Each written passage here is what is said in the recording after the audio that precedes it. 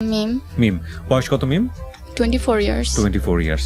আপনি যে গল্পটা এখানে বলতে এসছেন সেটার আমার জানাশোনার জায়গা থেকে নতুন না, কিন্তু আমার মনে হয় আমার শ্রোতারা যারা আজকে শুনবেন তারা আজকে ভিন্ন ধরনের গল্পের একটা বলা যেতে পারে কি, এটা টেস্ট বলবো না আমি শব্দটা, গল্পের ধরনের মুখোমুখি হবেন, এভাবেই বলতে চাই।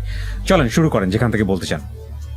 জি ভাই, আমি আমার ছোট থেকেই শুরু করছি। জি। তো আমাদের ফ্যামিলিতে হচ্ছে আমি, আমার ভাইয়া আর মা আছি। আর ছোট থেকে বলতে গেলে আমার জন্মের 3 মাস বয়স থেকে আমাদের বাবা আমাদের ছেড়ে চলে যান, মায়ের সাথে ঝামেলা হয়। তো আমরা নানু বাড়িতে থাকতে থাকি। তো আমার মা অনেক কষ্ট করেন সেই সময় থেকে। বাবার সাথে অনেক যোগাযোগ করার ট্রাই করেন, কিন্তু হয়নি কিছু। মানে আপনি কি কারণটা জানতেন যে কেন বাবার সঙ্গে সম্পর্ক নাই বা এই ডিটাচটা? বাবা একটু এডিক্টেড ছিলেন। এটা আপনার মা বলেছে, আপনি দেখেছেন জি, কখনো? মা বলেছে, আমি দেখিনি। দেখেননি, রাইট। তো মা অনেক কষ্ট করে আমাদের দুজনকে মানুষ করে। তো মা কাপড়ের বিজনেস করতো, আর অনেকভাবে আর কি মানুষের হেল্প নিয়ে আমাদেরকে বড় করেন। তো ছোট থেকে আমার পড়াশোনার প্রতি খুব আগ্রহ ছিল। তো আমাদের গ্রামের পরিবেশটা তেমন ভালো ছিল না, মানুষজনের দৃষ্টিভঙ্গি খুবই নেগেটিভ ছিল। তো আমি চেয়েছি যে ছোট থেকে চাইতাম যে আমি খুব পড়াশোনার করে খুব ভালো একজন মানুষ হব। তো মাকে সবসময় বলতাম যে মা, আমার এখানে ভালো লাগে না, আমি ভালো একটা জায়গায় ভালো একটা পরিবেশে থাকতে চাই, পড়াশোনা করতে চাই। তো আমার নানুর বোন, আমার নানু আর কি, তো ওনার মেয়ে আছে, মিরপুরে থাকতো। তো নানু বলে যে ওইখানে আমাকে পড়াশোনার জন্য পাঠাবে, তো আমাকে পাঠিয়েছিল। তো গিয়ে দেখি আসলে পড়াশোনা বলতে কি, মানে একদম প্রাথমিক পর্যায়ে পড়াশোনা? ছোট থেকে, নানুর বাসা থেকে? হ্যাঁ। আচ্ছা। আমার নানুর বোন, তো আমার নানুই হয়। তো ওনার মেয়ের মিরপুরে থাকতেন, তো সেখানে আমাকে পাঠানো হয়। বাট সেখানে আমাকে পড়াশোনার কথা বলে পাঠানো হয়েছিল, বাট আমি সেখানে আসলে পড়াশোনার কোনো মুখই দেখিনি। ওইখানে আমি টানা 6 মাস আমি সেখানে কাজ করি তাদের বাসায়। জি, সব ধরনের কাজ, ওনাদের ছোট বাচ্চার দেখাশোনা প্লাস যত ধরনের কাজ আছে আর কি, সব কিছুই করি। তারপর মা আমাকে একটা সময় নিয়ে আসে সেখান থেকে। মাকে কোনো অ্যাড্রেসও দেওয়া হয়নি ওই খালার বাসার, সেজন্য মা যেতেও পারেনি, দেখাও হয়নি। তো একটা 6 মাস পর মা যায় সেখানে, গিয়ে আমাকে নিয়ে আসে। তো এর মাঝে আবার আমি আমাদের গ্রামে একটা সার্কুলার আসে একটা মাদ্রাসার, এতিমখানার। তো সেখানে আমি পরীক্ষা দিই। পরীক্ষা দেওয়ার পর সেখানে আমি সিলেক্ট হয়ে যাই। তো কোন ক্লাস এটা? তখন ক্লাস 3। ক্লাস 3 তে? জি। ওকে। তো সেখানে আমি ভর্তি হই। ভর্তি হওয়ার পর সেখানে আমি পড়তে থাকি। আচ্ছা। এবং আপনার মাটা কাপড়ের বিজনেস করেই সংসারটা চালাতেন? আমার মা কাপড়ের বিজনেস করতে, প্লাস কিছু যে সেভিংস করেছে অল্প কিছু টাকা, সেটা গ্রামে আমাদের আত্মীয় আছে একজন ফুফাতো ভাই, তার কাছে কিছু টাকা দিয়ে সেখান থেকে একটা বিজনেস প্রফিট হিসেবে কিভাবে যেন কিছু টাকা নিয়ে সেখানে আর কি দৈনিক যে খরচগুলো বেয়ার করতো সেগুলো আর কি। ওকে। পরে দেখা যেত যে আমি যখন মাদ্রাসা থেকে বাসায় আসতাম, তখন বাড়িতে দেখতাম যে ছেলেপেলেরা বসে আড্ডা দিত। মানে গ্রামের যেসব ছেলেরা থাকে, বাড়ি সবসময় ভর্তি থাকতো। তো ওই ব্যাপারগুলো আমার কাছে ভালো লাগতো না। মাকে বলতাম যে আমার এগুলো ভালো লাগে না। তো মাকে দেখা যেত আমি পাশের বাড়িতে গিয়ে বসে থাকতাম, পাশের বান্ধবীদের বাড়িতে গিয়ে বসে থাকতাম। তো মা গিয়ে আবার আমাকে ডেকে নিয়ে আসতো। তো এই ঘটনাগুলো বহুবার হয়েছে। তো দেখা গেছে যে গ্রামে কিছু প্রভাবশালী মানুষ থাকে না, তো মা বলতো যে এদেরকে হাত করে রাখতে হয়, না হলে এরা ক্ষতি করবে। আর আমার মামারা কেউ বাড়িতে ছিল না। আচ্ছা। সবাই যার যার মতো সেটেল ছিলেন। তাদেরকে বলেও কিছু লাভ হতো না, কিছুই বলতো না তাদেরকে। তো এরকম গ্রামের ছেলেরা খুবই ডিস্টার্ব করতো, আর মা তো তাদেরকে প্রশ্রয় দিয়ে যাচ্ছে। তো তারা খুব ভালো সুযোগ পেয়েছে। তো এই ব্যাপারগুলো মানে খুবই বিরক্তিকর লাগতো। আর অনেক মানুষজন বাসায় এসে বসে থাকতো, মানে আমাকে নিয়ে মানে কেমন যেন একটা তামাশার মতো হয়ে গেছিলো। আমার কাছে ব্যাপারগুলো খুবই বিরক্তিকর লাগতো। তো ওরাও মজা নিত যে একটা মেয়ে, উঠতি বয়সে একটা মেয়ে এরকম। ক্লাস 3 তে পড়া মেয়ের সাথে কি? প্রতিবারই আমি তো বছরে 3 বার আসতাম যখন মাদ্রাসা থেকে ছুটি হতো। আপনি মাদ্রাসাতেই থাকতেন? হ্যাঁ, আমি ওইখানে আবাসিক মাদ্রাসা? জি, আবাসিক মাদ্রাসা।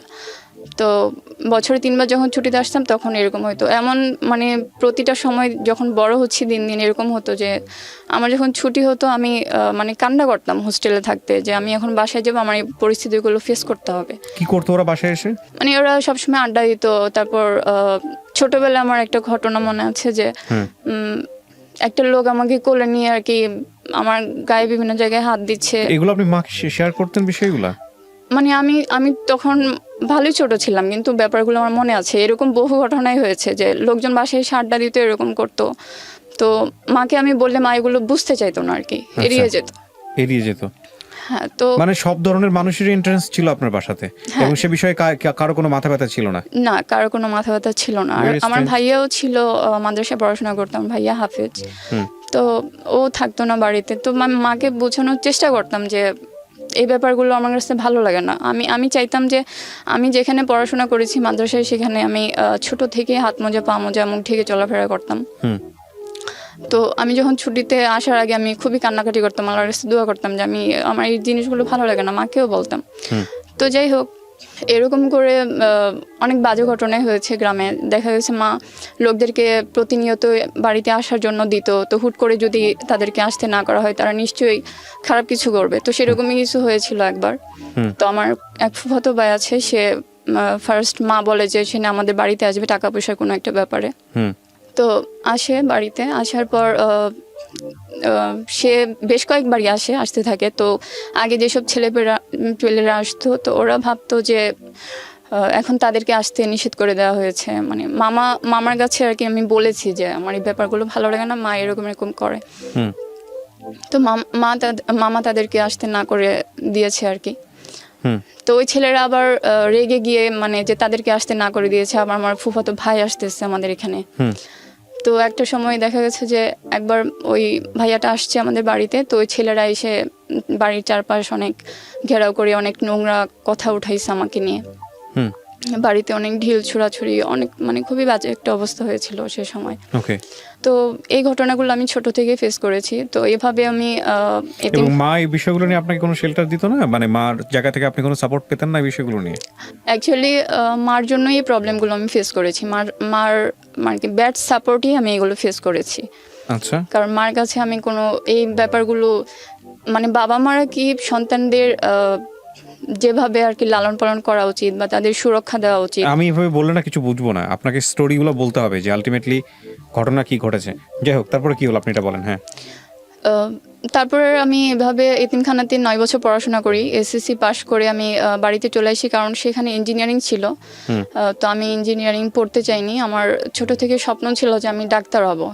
অ্যাকচুয়ালি আমার ব্যাকগ্রাউন্ড কিছুই ছিল না, একদম জিরো ছিল। তো বাট আমার ইচ্ছা ছিল যে আমি ডাক্তার হব। এই স্বপ্নটা আমার সেই ছোট থেকেই ছিল। তো আমি যখন এসএসসি পাশ করে গ্রামে চলে আসি, তো আমাদের যেহেতু কোনো টাকা পয়সা নেই, কোনো ব্যাকগ্রাউন্ড নেই, তো মা ডেফিনেটলি আমাকে পড়াশোনা করাতে পারবে না। তো মামাদের বলেছে, তো মামারা বলেছে বিয়ে দিয়ে দাও। মামিরা ডেকে বসে আমাকে নিয়ে কথা বলেছে। তো আমি বলেছি যে আমি আরো পড়াশোনা করতে চাই, যেহেতু বাবা নেই আমাদের, আর আমাদের কোনো জমি জমা ব্যাংক ডিপোজিট কোনো কিছুই নেই। আর আমার ভাই হচ্ছে আমার 1 বছরের সিনিয়র।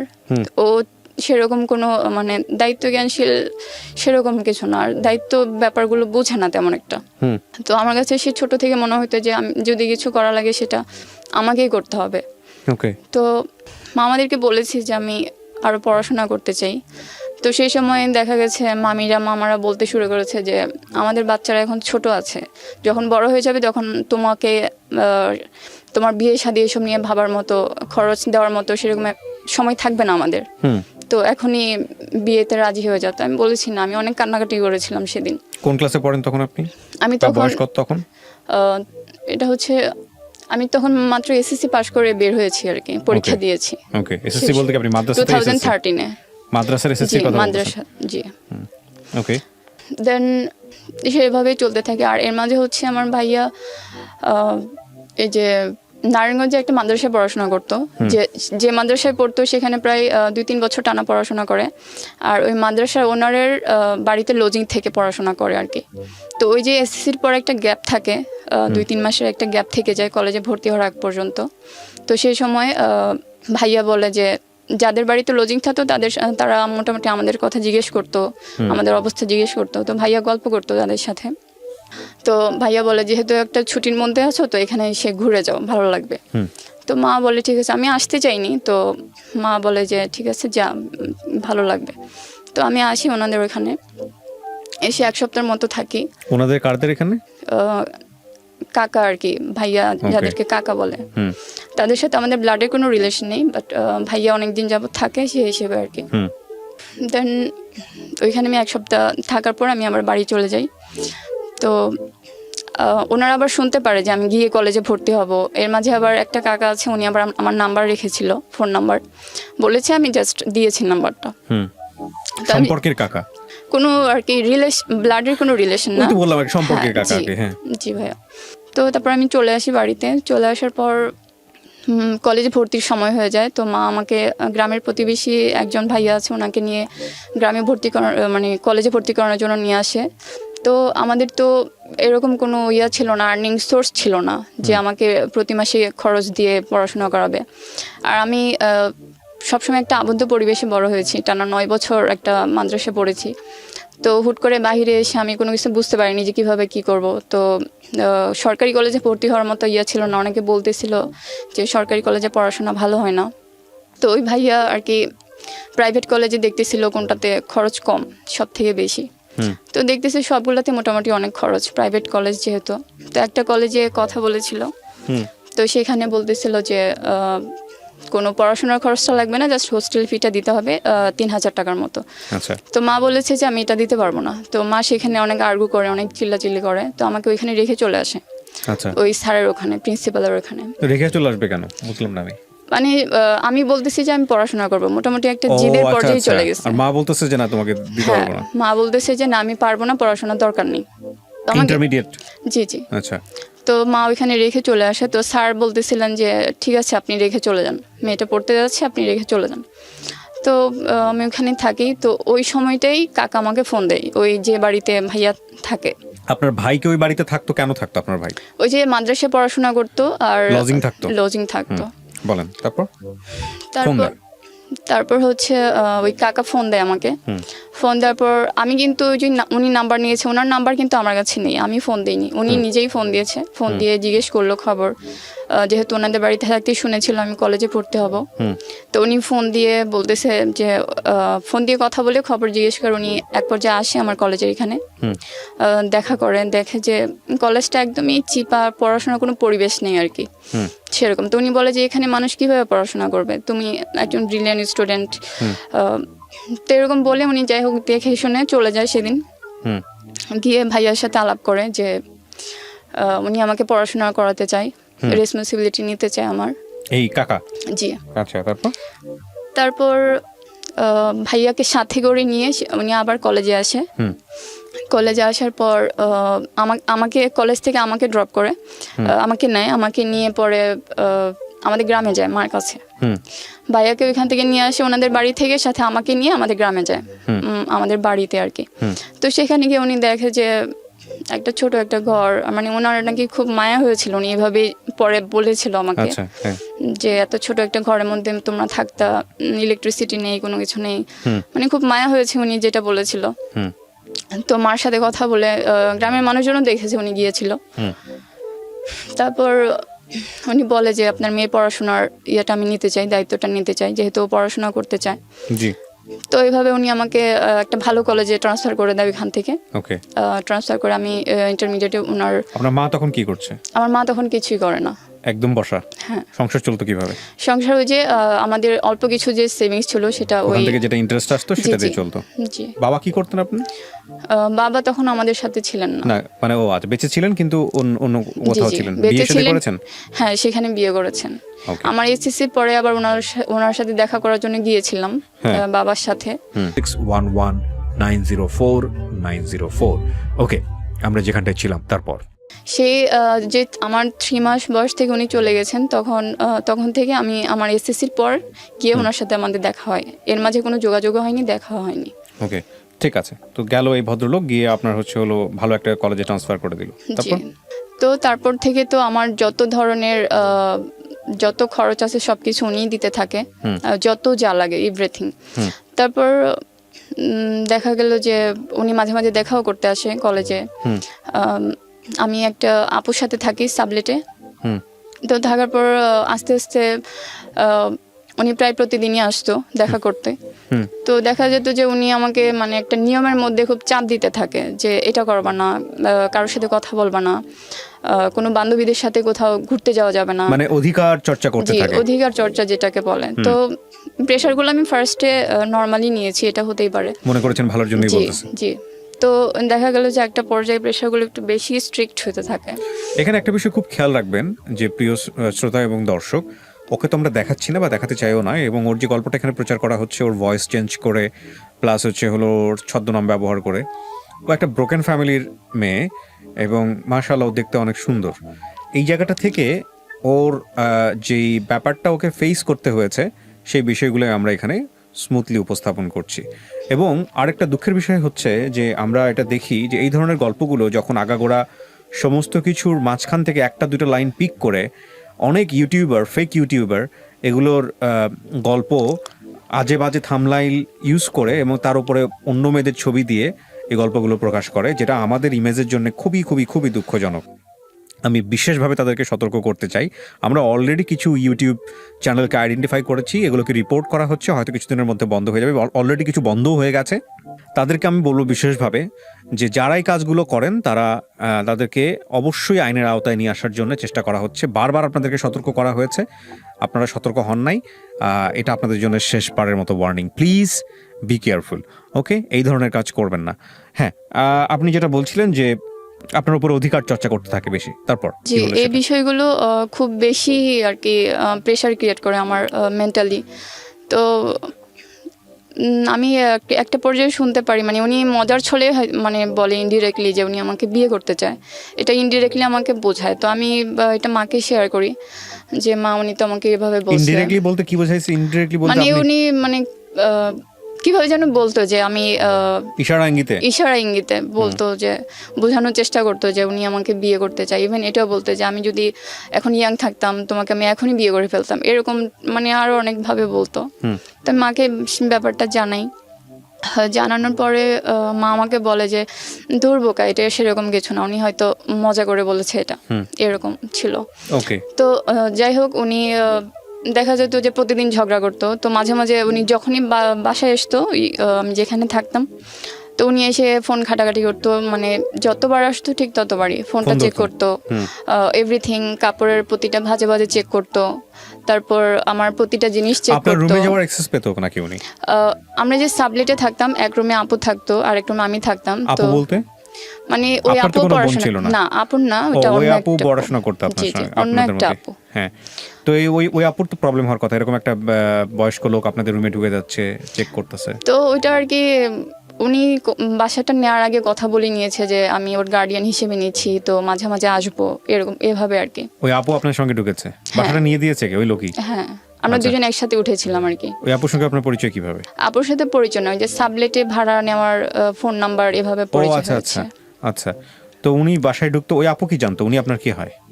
জানতো যে আমার আঙ্কেল হয়, সেরকম। ওকে, আঙ্কেল কিরকম আঙ্কেল সেটা জানতো না? হ্যাঁ, জানতো যে আমাদের। আপনি যদি কোনো কিছু এখানে মিথ্যা বলেন আপনি কিন্তু ধরা পড়ে যাবেন। না, মিথ্যা বলছি না, সে আপু সবই জানতো যে উনি আমাদের রক্তের কেউ না, জাস্ট আমাকে আমার রেসপন্সিবিলিটি নিচ্ছে, আমার আঙ্কেল হয়, এরকম। তো এরকম ভাবে আপনার ফোন চেক করতো, আপনার চেক করতো, এগুলো খুব নরমাল ছিল বিষয়গুলো? ও সামনেই ঘটনা, একটা রুমের মধ্যে সবার তো বোঝার কথা বিষয়গুলো। আপুর রুমে থাকতো, আপু আমার রুমে আসতো না। যখন দুইটা রুম ছিল, তো কাকা যখন আসতো উনি দরজা খোলা থাকতো, বাট উনি রুমে এগুলো করতো, মানে আমার সব জিনিস চেক করতো। আপনি তখন রুমে থাকতেন? হ্যাঁ, রুমেই থাকতাম। রুমে থাকা অবস্থায় উনি এন্ট্রান্স নিত? এই বয়স্ক একজন মানুষ, এটা তো উচিত না। কিন্তু এরকমই ছিল, আপু কিছু বলেন, যেহেতু উনি বাসা নেওয়ার আগে আপুর সাথে কথা বলে নিয়েছে যে আমি মাঝে মাঝে আসবো, ওর জিনিসপত্রগুলো দিয়ে যাব, প্রয়োজনীয় জিনিস, এভাবে আর কি কথা হয়েছিল। ওকে, কিন্তু আপনার জায়গা থেকে এটা না ছিল না? হ্যাঁ, আমি বলেছি, কিন্তু আমি আসলে ওনার কথা ছিল সবসময় এরকম যে আমি তোমার সবকিছু দেই, যে খাওয়ায় পড়ায় সে সবকিছুই করতে পারে। মানে লাইক আপনার সব ধরনের রেসপন্সিবিলিটি সে নিয়েছিল। জি, সবকিছু। সেক্ষেত্রে আপনি তাকে এইভাবে নাও করতে পারতেন না, দ্যাট ইজ দ্য ফ্যাক্ট।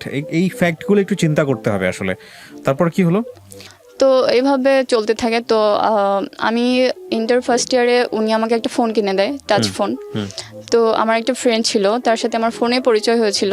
তো ফ্রেন্ড বলতে আলটিমেটলি তার সাথে আমার প্রেমের সম্পর্কই হয়েছিল ফোনের মাধ্যমে জাস্ট, কিন্তু দেখা হয়নি। আচ্ছা। তো উনি সেটা জানতে পারে, জানার পরে মানে দেখা গেছে যে ওনার যে মানসিক টর্চারগুলো সেটা অনেক বেড়ে যাচ্ছে দিন দিন। ওনার বাসাতেই আপনার ভাই লজিং থাকতো? হ্যাঁ, ওনার বাসাতেই থাকতো। তো আলটিমেটলি ওনার বাচ্চা কাচ্চা কয়জন ছিল?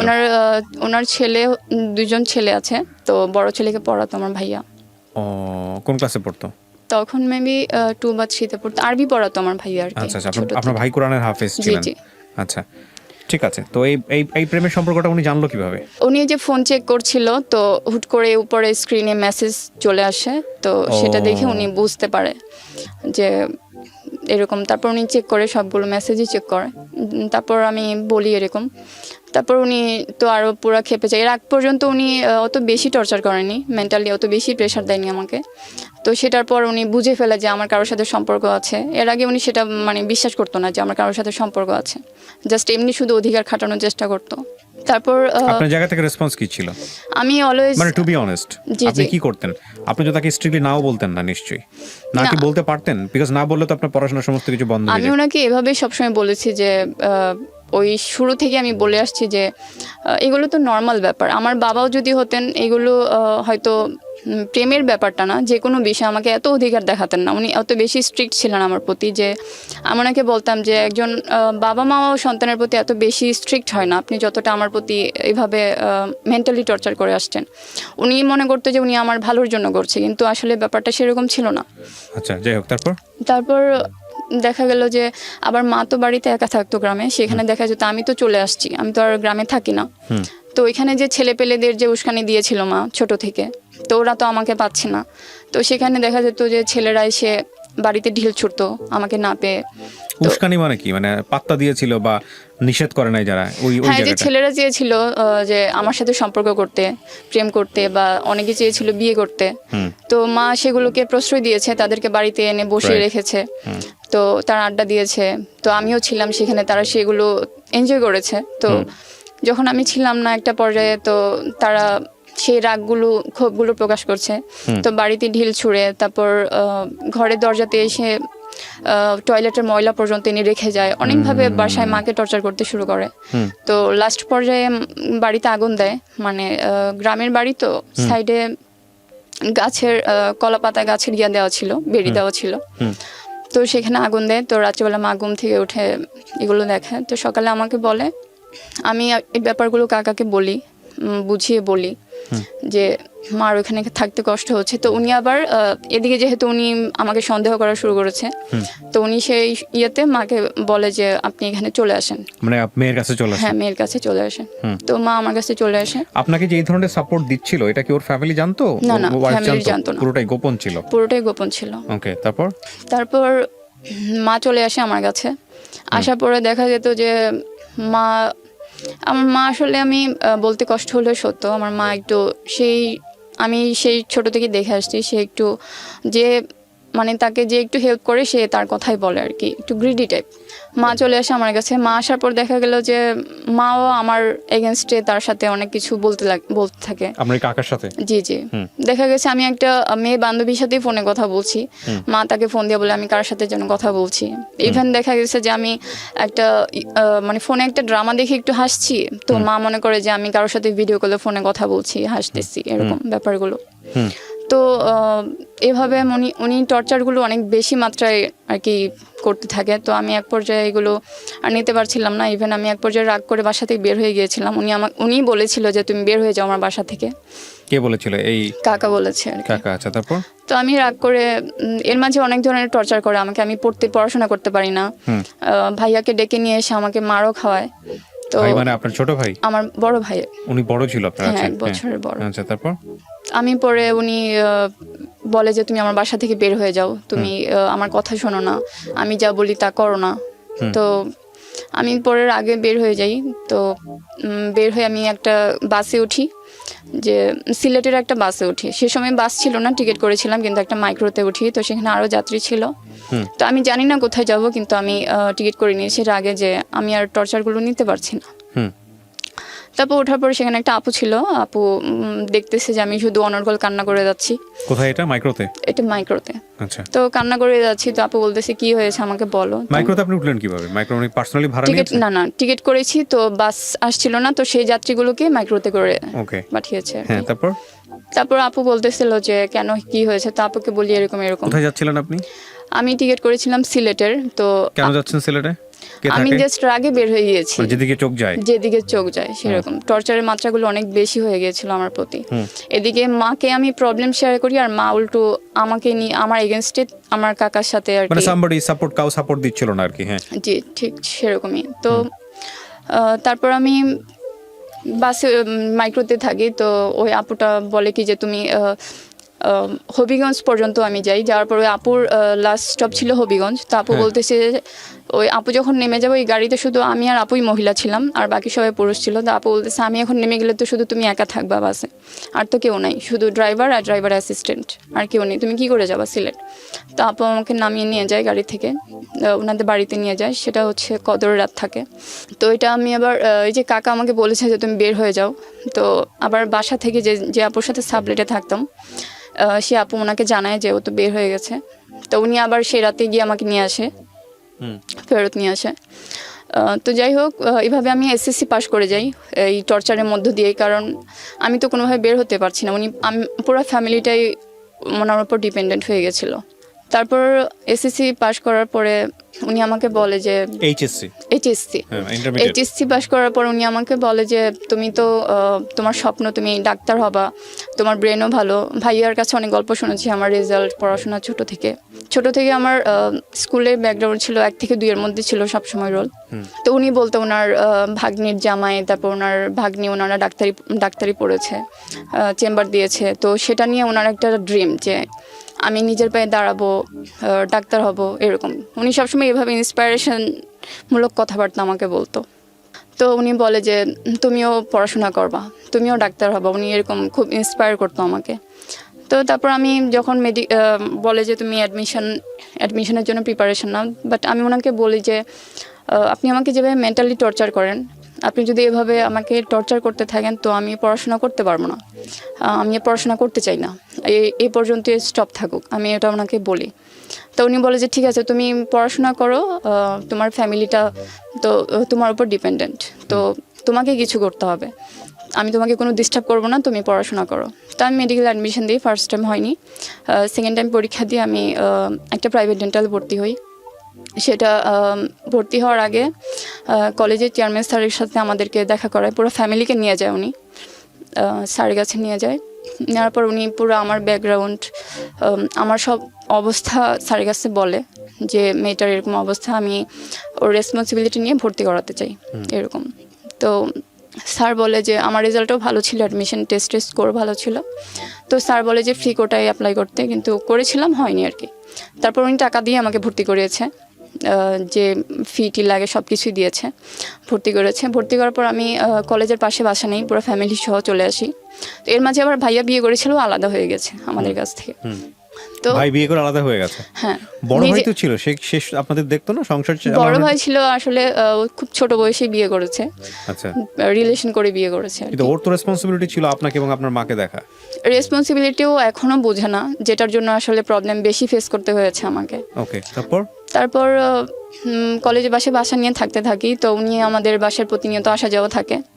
তো যখন কি করতো উনি বাসায় এসে, কার সঙ্গে গল্প করতো? উনি বাসায় আসতো, এসে দেখা যেত যে টানা 6 ঘন্টা 7 ঘন্টা ইভেন সারাদিনও পার হয়ে যায় উনি বসে থাকে।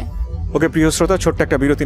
না, হ্যাঁ, অ্যাভয়েড করতো। মানে বিষয়টা এরকম হয়ে গেছে যে অর্থনৈতিকভাবে নির্ভর বলে কিছুই করার ছিল না, মানে মাসের খরচ সে দিচ্ছে, সেটাই। মানে আপনার মা কিছুই রোজগার করতো না, আপনিও কিছু রোজগার করতেন না, আপনাদের ভরণ পোষণের যাবতীয় পয়সা সে দিত, এবং যে কারণে আপনাদের এগুলো সহ্য করতে হতো।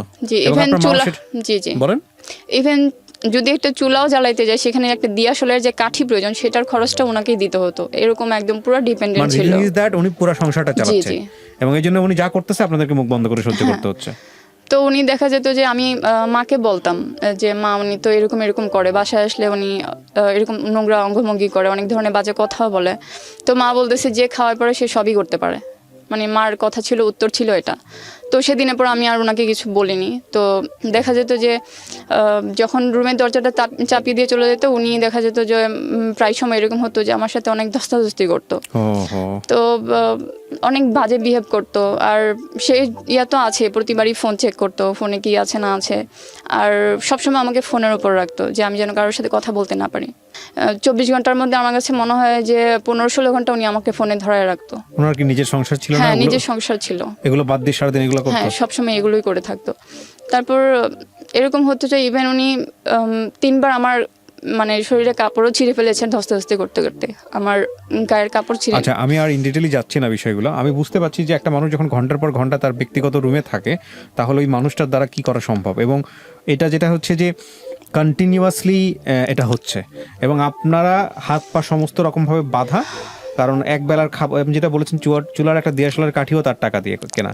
সো যেহেতু আপনি বুঝতেই পারছেন আমাদের সামাজিকতার জায়গাটা থেকে একটা মেয়ে যদি স্ট্রংলি উঠে দাঁড়ায়, কিংবা ওর মা যদি কি করবে বলেন, আমি তো মনে করি ওর বড় ভাইরে ধরে 2 গালে 2টা মানে ইচ্ছা মতো। আপনার বড় ভাইয়ের সাথে এগুলো আপনি শেয়ার করতেন না? ভাইয়া আলটিমেটলি সবই জানতো, বুঝতো ব্যাপারগুলো। আমি কখনো ডিরেক্টলি বলতে পারিনি, আমি মাকে সবকিছু শেয়ার করেছি। আচ্ছা, তো আপনার ভাই কি করতো, পেশায় কি ছিল?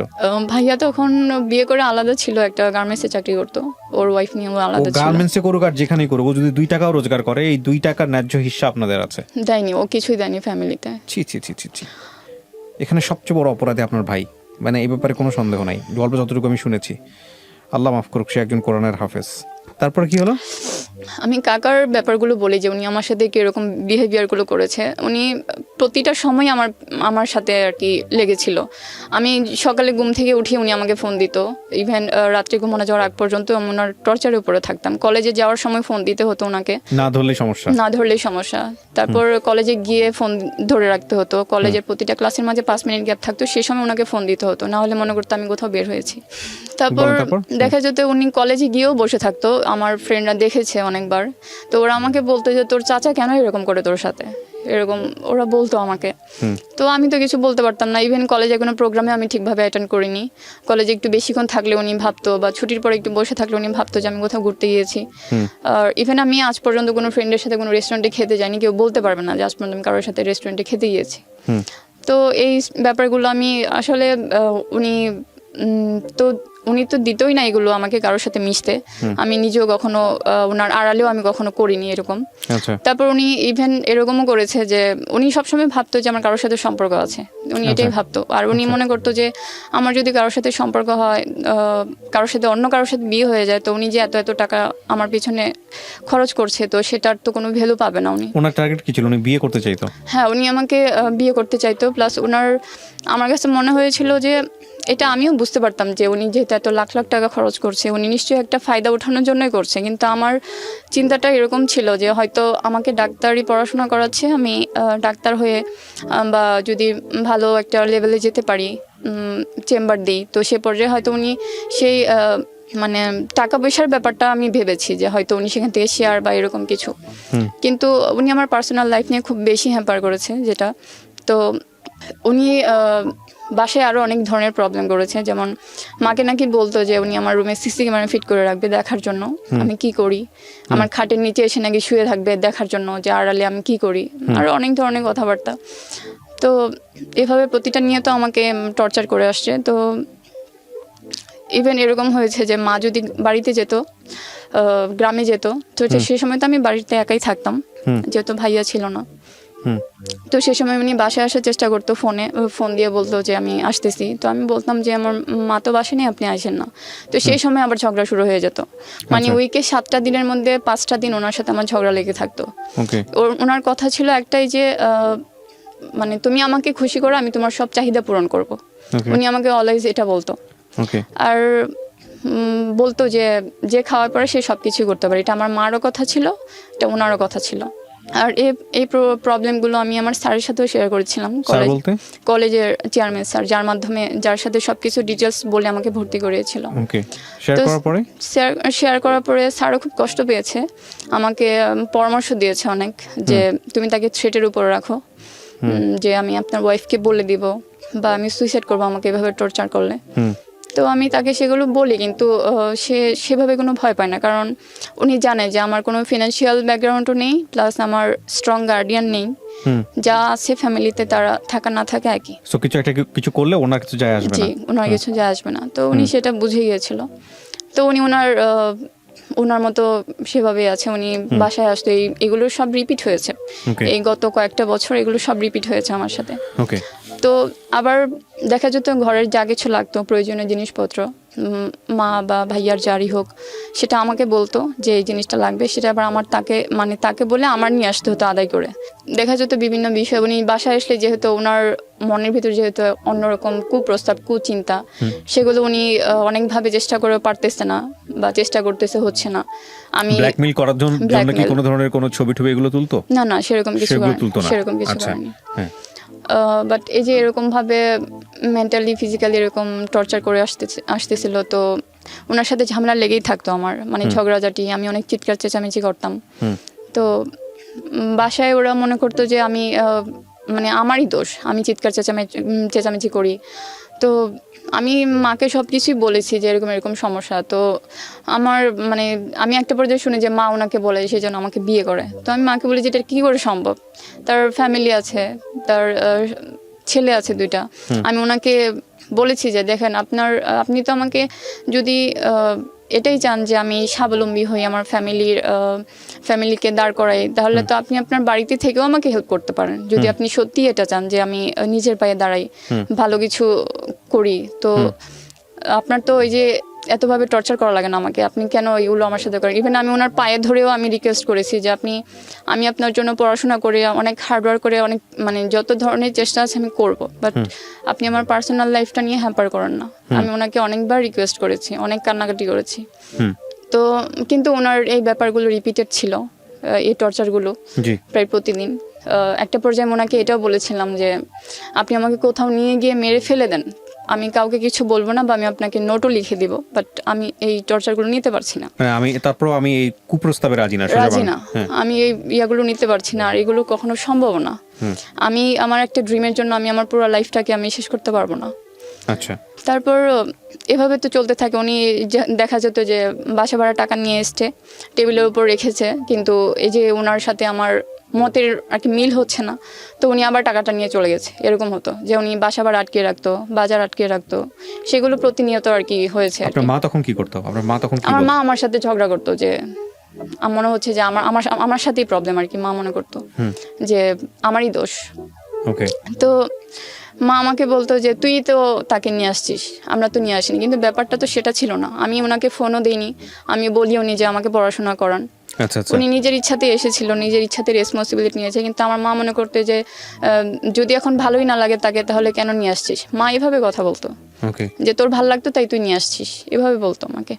আচ্ছা, আপনার মার যুক্তি ছিল তো আমি তো নিয়ে আসিনি, তুই নিয়ে আসছিস, এবং সে কারণে আমাকে এখানে আসতে হয়েছে, সামথিং লাইক দিস। ওকে, তারপর এই যে আমি 3rd ইয়ারে তখন উনি আমার ফাইনাল পরীক্ষার বেতন দিবে না, মানে ফাইনাল পরীক্ষা হওয়ার আগে। তো সেটা নিয়ে সবার পরীক্ষার ফর্ম ফিল আপ করা শেষ, আমার বাকি। এটা গত বছরের ঘটনা।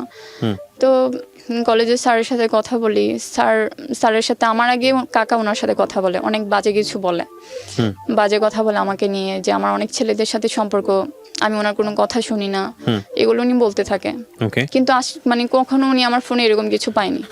ফোন যতবারই চেক করেছে কখনো কিছু পায়নি, বাট বানিয়ে অনেক কিছু স্যারকে বলেছে। তো স্যার নাকি ওনাকে রিপ্লাই করেছে যে তাহলে এই মেয়েকে 1 বছর গ্যাপ দেন, ওর পড়াশোনার দরকার নেই, 1 বছরের শিক্ষা হোক।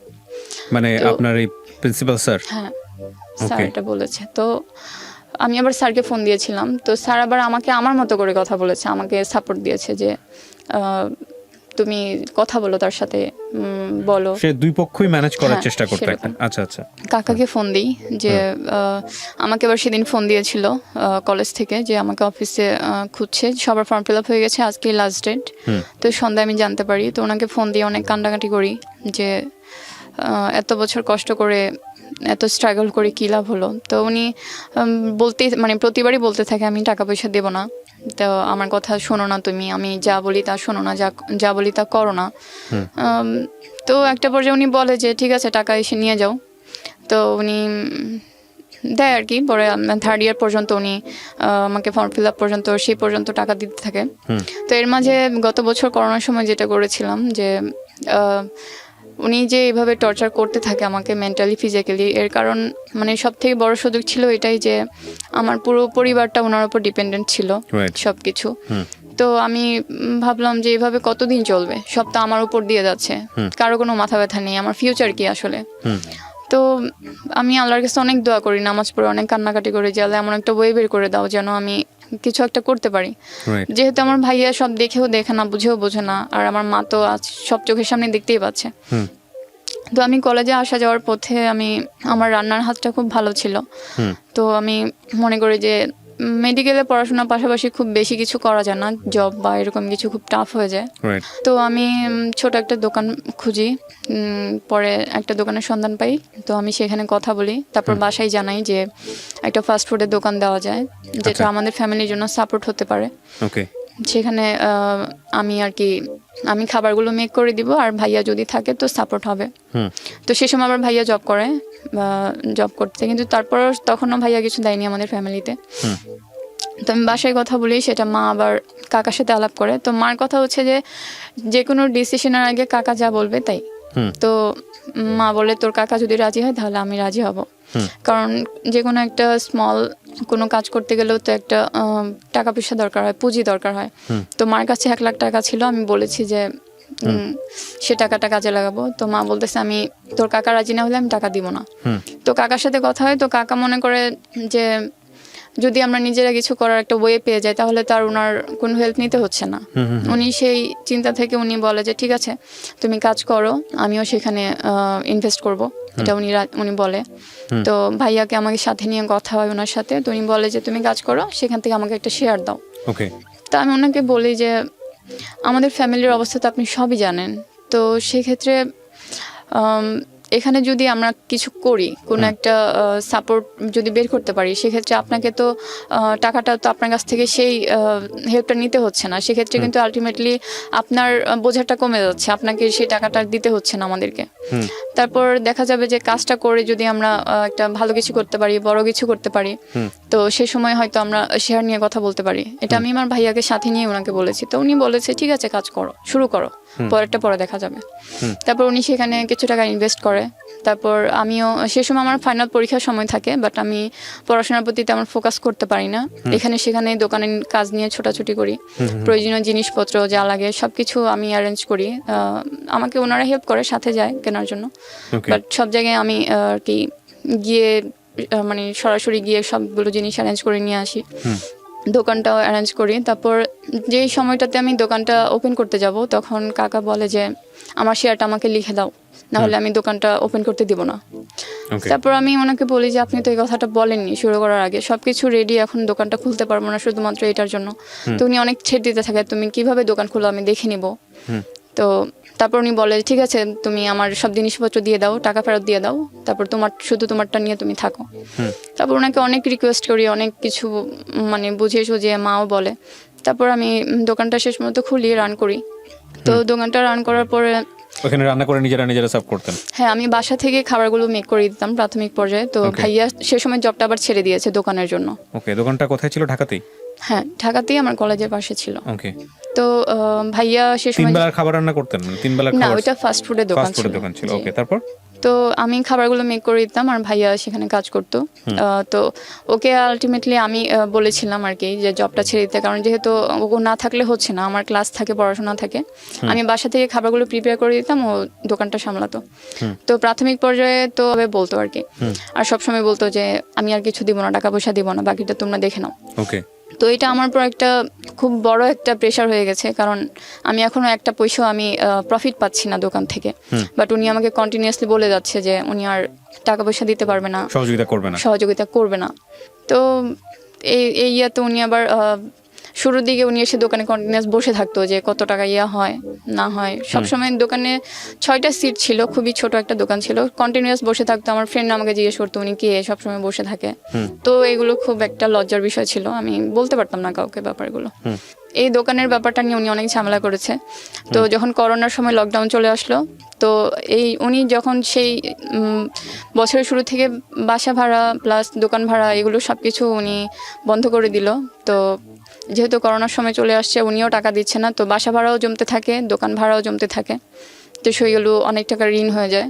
তো যখন লকডাউন পড়ে গেছে তখন উনি বলে দিয়েছে যে আমি আর তোমাদের টাকা পয়সা দিতে পারবো না, তোমরা নিজেরা চলো, আমার পক্ষে আর সম্ভব না, করোনা সিচুয়েশন, লকডাউন, আমার বিজনেস বন্ধ, এইভাবে অনেক কিছু বলেছে। তো ওনাকে আমি অনেকবার ফোন দিয়েছি, কারণ বাসা ভাড়া জমে গেছে প্রায় 6-7 মাস। তো বাড়িয়ালি অনেক ভাড়ার জন্য চাপ দিচ্ছে, আবার ওদিকে দোকান ভাড়ার জন্য চাপ দিচ্ছে। তো আমি ওনাকে অনেকবার ফোন দিয়ে অনেক রিকোয়েস্ট করি, আর পুরো টেনশনটা আমার মাথায় পড়ে গিয়েছিল, কারণ দোকানটা আমার উদ্যোগে শুরু হয়েছিল। তো সবাই সে ব্লেমটা আমাকে দিচ্ছে যে তোর জন্য আমার 1 লাখ টাকা নষ্ট হয়েছে, তোর জন্য আমার ছেলে চাকরিটা গেছে, তো এরকম অনেক ধরনের ব্লেম দিতে থাকে। তো আমি কিন্তু চিন্তা করেছিলাম আমার ফ্যামিলিটার জন্যই, যে আমার পার্সোনাল লাইফ তো হ্যাম্পার হচ্ছিলই, প্লাস ওদেরও তো কোনো ফিউচার ছিল না উনি ছাড়া, ওই কাকার হেল্প ছাড়া তো ওদেরও কোনো পথ ছিল না। যদি হুট করে উনি না করে দেয় বা চলে যায় তাহলে ওরা কি করবে? আমার তো প্রবলেম আছে, ওদেরও তো একটা অনিশ্চিত একটা ভবিষ্যতের দিকে যাচ্ছে। তো সে চিন্তা করেই তো আমি দোকানটা দিয়েছিলাম, বাট সবসময় আমাকে এই ব্লেমটা দিয়ে আসছে। তো দেখা গেল যে যখন অনেক টাকা বাসা ভাড়া জমে গেল, আর বাসা ভাড়া ছিল অনেক, প্রায় 16,000 টাকা ছিল। তো যে ফ্যামিলিতে একটা পয়সা ইনকাম নাই, সেখানে তো এত এক্সপেন্সিভ বাসায় থাকাও সম্ভব না। তো আমি বলেছি বাসাটা ছেড়ে দেওয়ার জন্য। তো বাসা যে ছেড়ে যে নতুন একটা বাসায় উঠবো, সেখানে তো ডিউগুলো ক্লিয়ার করতে হবে, প্লাস দোকান ভাড়া, সেখানে দোকানটা বন্ধ হয়ে গিয়েছিল, কারণ দোকানটা ছিল কলেজ ডিপেন্ডেন্ট। তো দোকানটা বন্ধ করে রেখেছি, কোনো ইয়া নাই, কিন্তু ভাড়া উঠছে। তারপর কি করব, সবাই ভাইয়া, এর মাঝে আবার ইয়ে হয়েছিল, ভাইয়া যে বিয়ে করেছে ওরা আবার ডিভোর্স হয়ে গেছিলো, আবার শেষমেশ আমাদের সাথে চলে আসছিল আর কি। তো ভাইয়া দেখা গেল যে দুইজনের মতো বাসায় একদম নিশ্চিন্তে বসে আছে, এই যে বাসা ভাড়া উঠছে, দোকান ভাড়া উঠছে, আবার যে এই বাসাটা ছেড়ে যে একটা নতুন বাসায় যেতে হবে সেরকম কোনো ইয়া নেই। তো আমি ইয়ে করেছি যে কি করব, কি করা যায়। আমার তো সেরকম কোনো, আমাদের রিলেটিভদের সাথে ভালো সম্পর্ক নেই, যে যার মতো সবাই, কেউ কারোর খোঁজ রাখে না, বাট রিলেটিভ সবাই খুব কোটিপতি, অনেক টাকা পয়সাওয়ালা, কিন্তু কেউ কারোর সাথে ভালো সম্পর্ক নেই। তো আমি আমার ক্লাসের ফ্রেন্ডদেরকে প্রবলেমটা শেয়ার করি যে আমি প্রবলেমে পড়ে গেছি, এই 2-1 জনের সাথে ডিটেলসে শেয়ার করি প্রবলেমটা আমার। তারপর গত বছরে একটা ফান্ড ক্রিয়েট করে কলেজে, ফান্ড থেকে ওরা আমাকে একটা হিউজ একটা অ্যামাউন্ট আমাকে দেয়। তো সেটা দিয়ে আমি দোকান ভাড়া, বাসা ভাড়া দিই, হাফ ক্লিয়ার হয় আর কি। তারপর হাফ ডিউ থেকে যায়। তো সেগুলো আমি মানে তখন আমি বাসা ছেড়ে দিব সেটা বাড়িওয়ালিকে জানাইনি, কিন্তু তারপরে যে ডিউগুলো আছে সেই ডিউগুলোর ব্যবস্থা না করে আমি কি করে বলে দিই যে আমি বাসা ছেড়ে দিব। নতুন একটা বাসায় যেতে হলে আমাকে এগুলো আগে ক্লিয়ার করতে হবে। তো তখন তো আমি কোনো জায়গা থেকে সাপোর্ট পাচ্ছি না, মাও জানে যে এখানে অনেক টাকা ডিউ, ভাইয়াও জানে, কিন্তু কেউ কোনো স্টেপ নিচ্ছে না। তো দেখা যেত যে আমি সারা রাত ঘুমাচ্ছি না, আমি টেনশনে পাগলের মতো হয়ে যাচ্ছি, কারণ এক তো পার্সোনাল লাইফের হ্যাম্পার তো আছেই, তার উপর সবগুলো টেনশন আমার নিজের একার উপর, প্লাস ব্লেম যে আমার জন্য এত কিছু হয়েছে, আমার জন্য সব শেষ হয়ে যাচ্ছে, ধ্বংস হয়ে যাচ্ছে।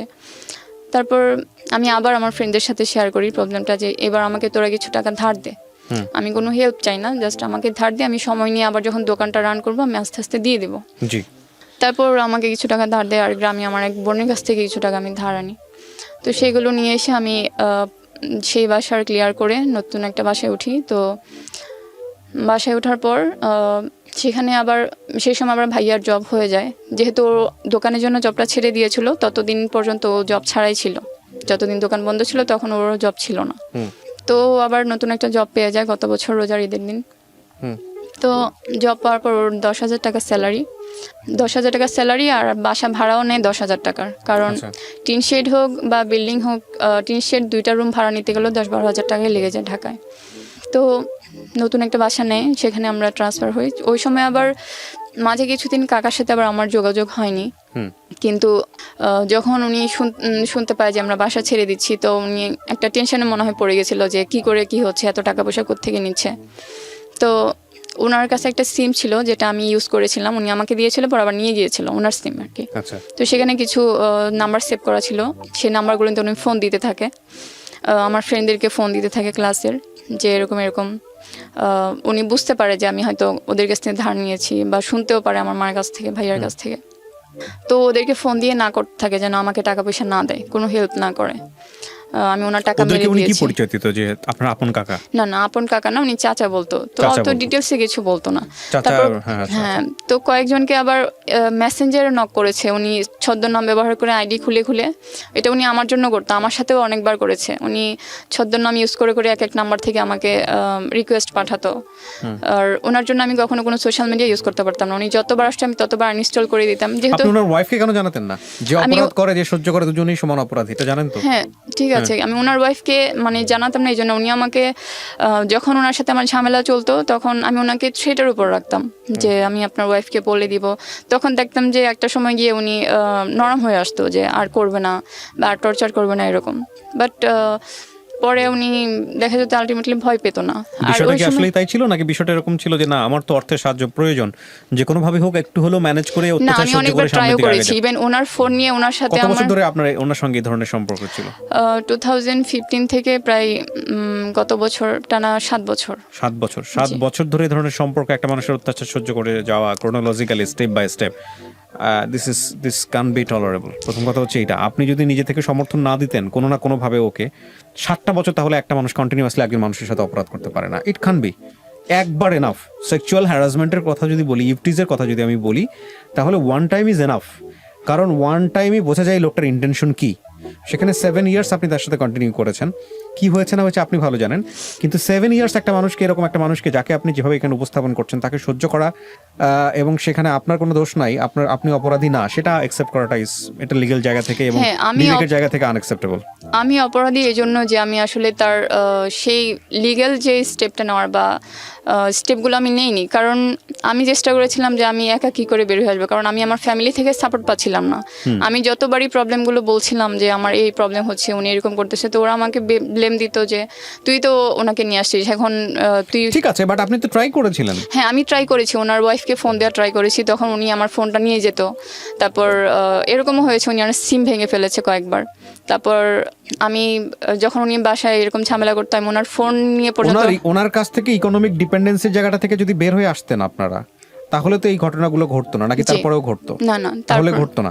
তাহলে ডিপেন্ডেন্সি থেকে বের হওয়ার চেষ্টা করেছিলেন, এক হোটেল দেওয়া, এটাই? হ্যাঁ, কারণ আমার পক্ষে তো সে সময় কোনো আর ওয়ে ছিল না, কারণ আমি একজন মেয়ে মানুষ, তার উপর আমার পড়াশোনা রানিং। আর কত টাকা লাগতো আপনাদের এই সংসার চালাতে? আমার কলেজে খরচ ছিল প্রায় প্রতি মাসে 8,000 টাকা বেতন, বাসা ভাড়া 16,000, খাবার দাবার খরচ। জি, সবকিছু মিলিয়ে কত টাকা? সবকিছু মিলিয়ে প্রায় 30-35 হাজার টাকার মতো। 30 থেকে 35,000 টাকা, সে সমস্ত টাকা উনি দিত? হ্যাঁ, সমস্ত টাকা উনি দিত। তারপর এটা তো কমন সেন্সের বিষয়, উনি আপনাকে কেন হেল্প করতে যাবে? হ্যাঁ, ওনার ইন্টারেস্ট এখানে কি? ওনাকে আমি এটা 1000 টাইম জিজ্ঞেস করেছি। কেন করবেন? এটা তো আপনার কমন সেন্সের ব্যাপার। উনি আপনাকে কেন হেল্পটা করবে? যদি বিষয়টা এরকমই থাকে, যদি আপনাকে ভবিষ্যতে বিয়ে করবে, ওনার ইন্টেনশন জায়গা তো ভেরি ক্লিয়ার, তো সেটাকে আপনি ওনার কাছ থেকে অর্থ নেওয়া মানে এটা তো প্রশ্রয় দেওয়া। কিন্তু সেটা আমি উনি আমাকে বিয়ে করতে চায়, বা ওনার যে অ্যাকচুয়াল যে মানে আসল যেই ইয়াটা ছিল, পরিকল্পনা ছিল, সেটা আমি একদম লাস্ট স্টেপে এসে বুঝতে পেরেছি। এতদিন যে টর্চার করেছে সেটা আমি উনি মানে নিজের সাথে ফাইট করে সেটাকে অ্যাভয়েড করার চেষ্টা করেছি। তারপরও যে মেন্টালি টর্চারগুলো উনি করেছে সেটা আমি মানে অনেক ওয়ে বের না। 7 ইয়ার্স ধরে একটা মানুষকে কন্টিনিউয়াসলি এই ধরনের হ্যারাসমেন্টের মধ্যে যদি ইন্টেনশন এরকমই থাকে, it is physical harassment. 7 years ধরে একটা মানুষ কেন এই জিনিসটা করতে যাবে? আমি কোনো ওয়ে পাচ্ছিলাম না, আমি কার কাছে বলবো? আমি মামাকেও বলেছিলাম। আমি আপনার কথা এগ্রি করছি। প্রথম কথা হচ্ছে যে একটা মানুষের ইন্টেনশন যদি আপনার সাথেই যদি ইন্টেনশনটা থাকে তার শুধুমাত্র ফিজিক্যাল হ্যারাসমেন্ট, তাহলে 7 ইয়ার্স ধরে সে আপনার পিছনে কেন লেগে থাকবে? এবং প্রতি মাসে 30,000 টাকা করে দিয়ে, পরের দিকে হয়তো 30-35 দিয়েছে, কিন্তু প্রথম দিকে অত লাগেনি, অত দেয় নাই। কিন্তু এই টাকা তো তার পকেট থেকে এসছে। হ্যাঁ, তো তার টার্গেটটা যদি শুধুমাত্র ফিজিক্যাল হ্যারাসমেন্টই হবে, তাহলে এত টাকা সে আপনার পিছনে কেন ইনভেস্ট করবে? ওনার টার্গেট তো শুধু ফিজিক্যাল হ্যারাসমেন্ট ছিল না, এই যে এত লাখ লাখ টাকা আমার পিছনে খরচ করছে। মানে আর থাকলে বিয়ে করবে আপনাকে, এছাড়া তো হ্যাঁ, উনি চেয়েছিল আলটিমেটলি এটাই যে আমাকে ডাক্তারি পড়াবে, আর আমার যেহেতু অন্যান্য আত্মীয় স্বজন নেই, কেউ নেই, কোনো পিছুটান নেই, আমার ফ্যামিলিটাও ওনার সাপোর্টেই আছে। তো থিং ইজ দ্যাট, আচ্ছা মিম, প্রথম কথা হচ্ছে যে ওনার এই ইন্টেনশনটা আপনাদের কাছে ক্লিয়ার ছিল। আপনার মা আপনার সাথে কি করেছে না করেছে that's another thing, but owner intention আপনাদের কাছে 100% ক্লিয়ার ছিল যে উনি আপনাকে পড়াশোনা করিয়ে একটা জায়গায় এস্টাবলিশ করে উনি আপনাকে বিয়ে করবে। আর যেহেতু আপনি ওনার কাছ থেকে টাকা নিচ্ছেন প্রতি মাসে, 1 বছর 2 বছর না, এটা 7 বছরের কেস। সুতরাং ওই লোকটা আপনার সাথে কি ধরনের ব্যবহার করতেছে, আপনার ঘরের মধ্যে সে কি করতেছে না করতেছে, আপনি এটাকে কন্টিনিউয়াসলি প্রশ্রয় দিচ্ছেন। হ্যাঁ, আপনি তো হয়তো বা তার আচরণ পছন্দ হচ্ছে না, কিন্তু আপনি একটা লেভেল পর্যন্ত সহ্য করতেছেন, যেটা তার মধ্যে হোপ জাগাইছে, আশা জাগাইছে যে ঠিক আছে তাহলে ওকে পড়াশোনা করায় একটা জায়গায় নিয়ে আমি ওকে বিয়ে শাদী করবো। বিষয়টা এরকমই ছিল। এখন আপনার জায়গা থেকে আপনি এটা প্রশ্রয় যদি নাই বা দিবেন, তাহলে তো আপনি 7 বছর টানলেন কেন? আপনার ইন্টেনশনটা কি ছিল তাহলে? আপনার ইন্টেনশনটা কি এটা ছিল যে ঠিক আছে আমি পড়াশোনা করে মেডিকেলে পাস টাস করে বের হয়ে যাবো, তারপর লাথি মেরে ফেলা দিব? সেরকমটা না। তাহলে আপনি কি চিন্তা করছেন? সেরকম ব্যাপার ছিল না। আমি অনেকবার ওনাকে ডিরেক্টলি বলেছি যে আপনি আমাকে যে পড়াশোনা করাচ্ছেন, আপনার এমটা কি, আমাকে নিয়ে আপনি কি করতে চান, আমার ফিউচার প্ল্যানিংটা কি আপনার? তো বলে দিয়েছে বিয়ে করবে, না, এটা আমাকে ডিরেক্টলি বলেনি যে বিয়ে করবে, এটা আমাকে শেষ পর্যায়ে এসে আর কি বলেছে। তো উনি আমাকে বলতো যে আগে পড়াশোনা করো, ব্যাপারটা পরে দেখা যাবে, উনি আমাকে এভাবে বলতো। আর যে টর্চারগুলো করতো সেগুলো সহ্য করা বলতে গেলে আমি ওর প্রশ্নের যে প্রশ্ন আমি করেছি সেই প্রশ্নের অ্যান্সারটা আমি দিয়ে দিই প্রিয় দর্শক এবং শ্রোতা। একটা কথা আছে, নেসেসিটি নোজ নো ল। প্রয়োজন কোনো নিয়ম মানে না, এথিক্স মানে না। যার পেটে ভাত নাই তাকে আপনি এথিক্স শিখাইতে পারবেন না, সহজ বাংলা হচ্ছে এটা। এবং এথিক্স যে শিখাইতে পারবেন না, এরকম উদাহরণ আমাদের সমাজে হাজার রকমের আছে। বলেন, আমি আপনাকে একেবারে শেষের দিকে চলে আসার জন্য বলতেছি, তারপরে আপনার ঘটনাটা কোন দিকে গেছে? হ্যাঁ, তারপরে হয়েছে যেটা করোনার সময় দোকানের যে ব্যাপারটা, সেটা তো আর ভাড়া টানতে পারছিলাম না। আর এদিকে ভাইয়া নতুন বাসা নিয়েছে, তো ভাইয়াও জব পেয়ে গেছে, 10,000 টাকা স্যালারি, আর টিপস পেয়ে হয়তো 12-13,000 টাকার মতো পায়। তো সেই দিয়ে কোনোভাবে আর কি সংসারের দায়িত্ব নিয়েছে। তো ওইদিকে দোকানটা আমি হুট করে ছেড়ে দিতে চাচ্ছিলাম না। দোকানে ভাড়া উঠতেছিল, বাট অনেক কষ্ট করে দোকানটা রান করেছিলাম। মনে হচ্ছিল যে কিছুদিন কষ্ট করে ধরে রাখলে হয়তো আবার শুরু করতে পারবো। তো আমি নিজেই দোকানের শাটার খুলতাম, অল্প কিছু খাবার মেক করে নিজে গিয়ে বসে থাকতাম। তো সেখানে কাকা এসে আমাকে থ্রেট দিত অনেকভাবে, যে আমি ওনার টাকা পয়সা মেরে দিয়েছি, ওনার সাথে বিট্রে করেছি, অনেক ব্লেম দিত। আর মানুষকে অনেক কিছু বলতো, যে যার নাম্বার পেত তাকে ফোন দিয়ে অনেক নোংরা কথা বলতো আমাকে নিয়ে। তো এই ব্যাপারগুলো নিতে পারছিলাম না। উনি রাস্তায় যেখানে পেতো আমাকে থ্রেট দিত। তো আমার বয়ফ্রেন্ডের সাথে একবার দেখেছিল, তো ওর মধ্যে আপনার একটা সম্পর্ক তৈরি হয়ে যায় একটা ছেলের সঙ্গে। আচ্ছা, এটা গত 1 বছর ধরে তার সাথে আমার পরিচয় হয়েছিল। উনি জানতো সবকিছু এই হ্যাঁ, ছেলেটা? এটা উনি জানতো। আচ্ছা, তারপর? তো এই খবরটা জানার পর উনি আরো বেশি আর কি হিংস্র হয়ে গিয়েছিল। যে তখন কি উনি আপনাকে মাসিক হেল্পটা করে যাচ্ছে? না, তখন আর হেল্প করছে না। তখন কিন্তু ফোন দিচ্ছে কিছুদিন পর পর। উনি আমাকে ফোনের উপর খুব মেন্টালি টর্চারের মধ্যে রাখছে। তো উনি আমাকে বলতো যে আমি দেখে নিব তোমার কার সাথে বিয়ে হয়, কার সাথে তোমার সম্পর্ক হয়, কার সাথে সংসার শুরু হয়, আমি দেখে নিব, তাকেও দেখে নিব, তোমাকেও দেখে নিব। উনি অনেক ধরনের থ্রেট দিত যে এমন কিছু বলবে যাতে আমার সম্পর্ক না টিকে কারোর সাথে। উনি আমার লাইফটা পুরো থ্রেটিন করে দিয়েছে আর কি। যেখানে পেতো সেখানেই থ্রেট দিত। তো আলটিমেটলি আমি দোকানটা ছেড়ে দিয়েছি। তো দোকান ছেড়ে দিয়ে তারপর আমি বাসায় আর কি চেষ্টা করি যে কি করব, কারণ 10-12 হাজার টাকা দিয়ে তো 3জন ফ্যামিলি মেম্বার চলা সম্ভব না। তো এর মাঝে একটা জব পেয়ে যাই, মাত্র 6,000 টাকা স্যালারি। তো সেটা দিয়ে আমি এই যে প্রতি মাসে মানুষের কাছ থেকে টাকা ধার নিয়েছি, সেই ঋণ, তারপর সেখানে প্রায় 70,000 প্লাস ঋণ থাকে। তো সেখানে আমি সেই স্যালারি থেকে প্রতি মাসে 1-2 হাজার করে দিতে থাকি। জবটা আমি বেশি দিন কন্টিনিউ করতে পারিনি, এর মাঝে ক্লাস শুরু হয়ে গিয়েছিল। আবার বাসায়ও আমি কিছু সাপোর্ট দিতে থাকি। তো দেখা যেত যখন থেকে ভাইয়া সংসারের দায়িত্ব নেওয়া শুরু করেছে, টাকা পয়সা দেওয়া শুরু করেছে, ভাইয়ার ভাড়া টাকাতেই সবকিছু চলে। তো মা আমার সাথে পুরো উঠে পড়ে লেগে গেছে, যে প্রতিদিনই ঝগড়া করতো যে আমার জন্য এত কিছু হয়েছে, আমার জন্য সবকিছু শেষ হয়ে গেল, আমি অলক্ষী, অনেকভাবে আর কি বাসায় আমাকে টর্চার করতো মেন্টালি। তারপর কাকার ব্যাপারটা নিয়ে, কারণ তারা আর কি কাকার প্রতি সন্তুষ্ট ছিল, যেহেতু উনি সব টাকা পয়সা দিত। সেটা যেভাবেই হোক, আমাকে প্রবলেম করে হোক, আমার সাথে যত ধরনের ঝামেলা হোক। তো দেখা যেত যেহেতু কাকার সাথে আমার বড়ি মনে হয়নি, উনি চলে গেছে। তো সেটার প্রতিদিনই ঝগড়া হতো মার সাথে। মা অনেক বাজেভাবে অনেক নোংরা ভাষা বলতো, নোংরা গালিগালাজ করতো। তো মা বলতো যে কাকার সাথে আবার যোগাযোগ করবে, কাকাকে বলবে যে আমি তার কেনা কাপড় চোপড় পরে আমি আরেক ছেলের সাথে ঘুরি, তার দেয়া জিনিস পরে আমি আর কি ঘুরে বেড়াই, এগুলো আর কি বললে অনেক অপমান করতো। তো মার এই টর্চারগুলো প্রতিদিন ছিল, অনেক ঝগড়া হতো, বাসায় অনেক চিৎকার চেঁচামেচি হতো। ভাইয়া এগুলো দেখতো, ভাইয়াকে বলতাম কিন্তু ও চুপ করে থাকতো, কিছু বলতো না। তো এই ব্যাপারগুলো আর কি আমার সবকিছু বাইরে চলে যাচ্ছিল। তারপর মা প্রতিদিনই বলছে যে আমি কেন বের হয়ে যাই না। তো আমি মামাকে জানাই সবকিছু, সব ডিটেলসে জানাই যে এরকম এরকম অবস্থা, কাকার সাথে আর পরিচয় নেই। তো আমি ছেলেটার কথাও মামাকে জানাই। তো মামা বলে যে তোর মার যে অবস্থা, তোর মানে কোনো একটা ফর্মালিটিস, ছোট করে একটা ফর্মালিটিস মেনটেন করে বিয়ে শাদী এগুলো সম্ভব না তোদের ফ্যামিলি থেকে।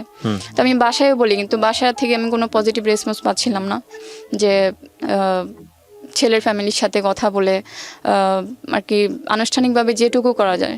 আমি তো ছেলেকে ছেলের ফ্যামিলিদেরকে সবকিছু আর কি ডিটেলসে জানিয়েছি। তো তারা এটা নিয়ে কোনো প্রবলেম করেনি, কিন্তু আমার ফ্যামিলি থেকে আমি কোনো সাপোর্ট পাচ্ছি না যে তারা বসে দু একটা কথা বলে একটি ফর্মালিটিস মেনটেন করবে। তো মামা বলতেছে যেহেতু তোর মার সাথে কোনো হচ্ছে না, তোর মাকে দিয়ে সম্ভব না। তারপর মামা বলতেছে যে তুই তোর মতো ডিসিশন নে, এছাড়া আর কিছু করার নেই। তো আমি নিজের ডিসিশনটা নিজেই নেই। তো ওই যে আপনার বয়ফ্রেন্ড এখানে আপনাকে সাপোর্ট করলো, যে ওরও তো কোনো কিছু, আমি যত জানি যে ওর জব টব কোনো কিছু নাই। জি, ওর এই অবস্থায় ও বিয়ে করলো? হ্যাঁ, ও বিয়ে করেছে। কারণ হচ্ছে আমি মেন্টালি প্রেশারগুলো নিতে পারছিলাম না, কারণ প্রতিদিনই আমি টেনশনের উপর থাকি, কান্নাকাটি এগুলো চলতেই থাকে।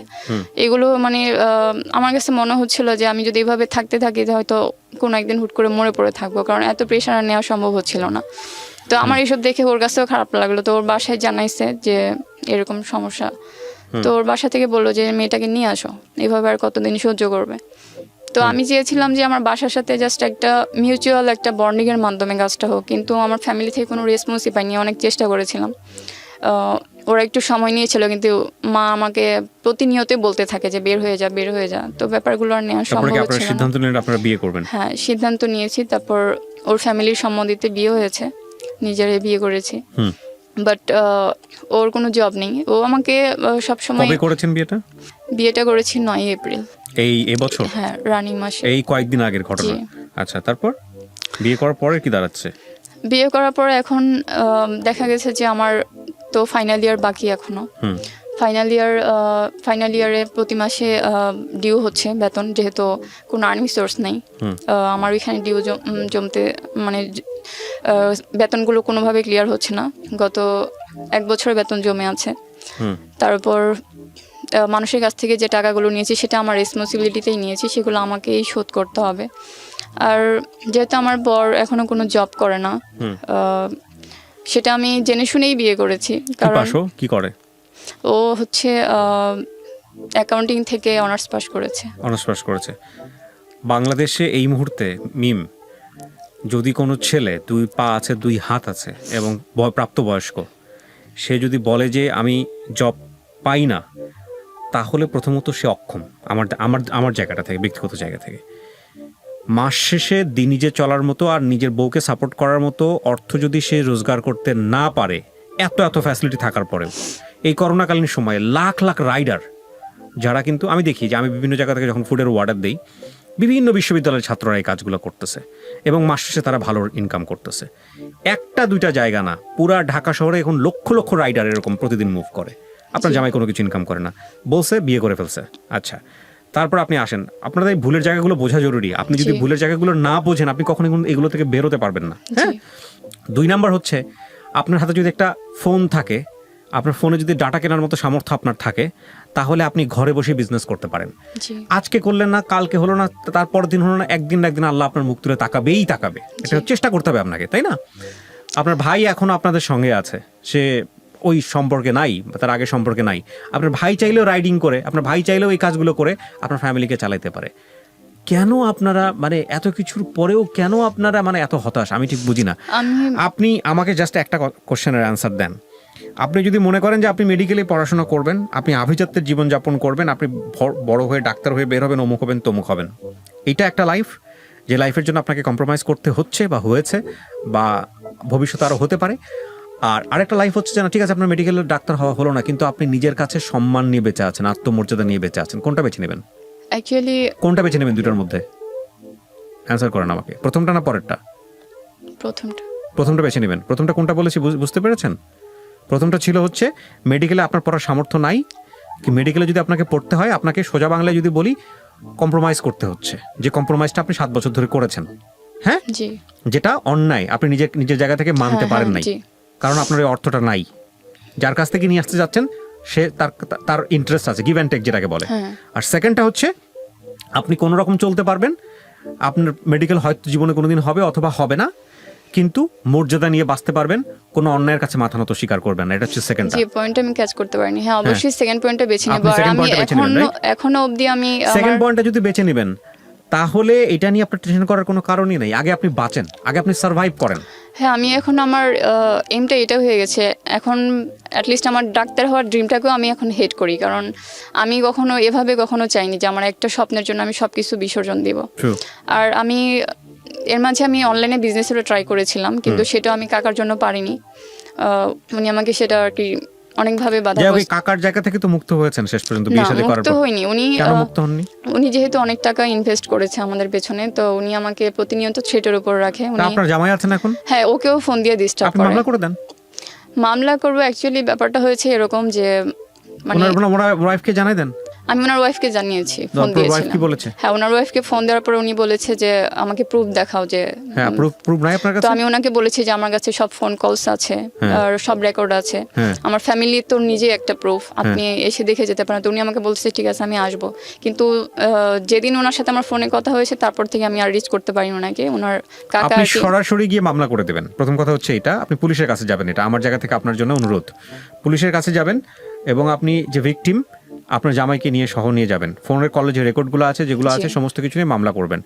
মামলা করার পরে আপনার যদি গণমাধ্যমকে ফেস করতে হয়, আপনি গণমাধ্যম ফেস করবেন, যেটা অলরেডি আপনি কিছুটা করেছেন। আমি আপনার পরিচয় ফ্ল্যাশ করি না, ওনার পরিচয় ফ্ল্যাশ করি না, এইভাবে গল্পটা উপস্থাপন করেছি, কারণ আমাদের কাজটা আসলে ইনভেস্টিগেটিভ শোনা, যাতে করে কোনো আত্মসম্মানে আঘাত না লাগে, এভাবে আমরা প্রচার করেছি। এবং এই জায়গাটা থেকে গল্পটা প্রচার করার উদ্দেশ্য হচ্ছে যাতে করে এই জিনিসগুলোর রেজাল্ট ভালো হয় না, যারা আসলে কম্প্রোমাইজে যায় এগুলোর রেজাল্ট ভালো হয় না। কিন্তু আপনি তো এই রিসেন্ট টাইমে আমরা কিন্তু জানি ফেসবুকে একটা ইস্যু ভাইরাল হয়েছে, যে একটা শীর্ষস্থানীয় প্রতিষ্ঠানের এমডিকে কেন্দ্র করে, এবং সেখানে মুনিয়া নামের একটা মেয়ে জড়িত, যেও ইন্টারমিডিয়েট সেকেন্ড ইয়ারে পড়তো, লাখ টাকার, গুলশানের লাখ টাকার বাসাতে সে ভাড়া থাকতো।